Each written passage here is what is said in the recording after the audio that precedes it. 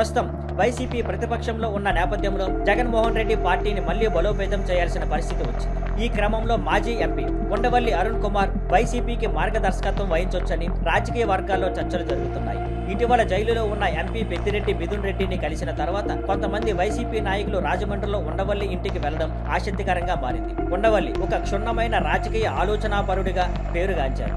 అంతేకాదు ఆయనకు మాజీ ముఖ్యమంత్రి వైఎస్ఆర్తో మంచి సాన్నిహిత్యం ఉండేది. కాంగ్రెస్ పార్టీ ఆంధ్రప్రదేశ్ లో బలహీనపడిన తర్వాత ఆయన రాజకీయాలకు దూరమయ్యారు. కానీ ఇప్పుడు వైసీపీకి ఆయన సలహాలు ఉపయోగపడతాయని కొంతమంది భావిస్తున్నారు. అయితే ఉండవల్లి మాత్రం తాను యాక్టివ్ పాలిటిక్స్ లో ఆసక్తి లేనని చెప్పారని సమాచారం. అయినా సరే బయట నుంచి ఆయన సూచనలు జగన్ కు భవిష్యత్ ప్రణాళికలో ఉపయోగపడతాయని అభిప్రాయపడుతున్న వారు ఉన్నారు. కానీ అసలు ప్రశ్న ఏమిటంటే జగన్ నిజంగా ఆ సలహాలు వినడానికి సిద్ధమా? ఎందుకంటే అధికారంలో ఉన్నప్పుడు ఆయన ఎక్కువగా ఎవరిని పట్టించుకోలేదని విమర్శలు ఉన్నాయి. ప్రస్తుతం ఇవన్నీ ఊహగానాలి. కానీ నిజంగా ఉండవల్లి వైసీపీకి సలహాదారుడిగా మారితే అది రాష్ట్ర రాజకీయాల్లో పెద్ద ట్విస్ట్ అవుతుంది.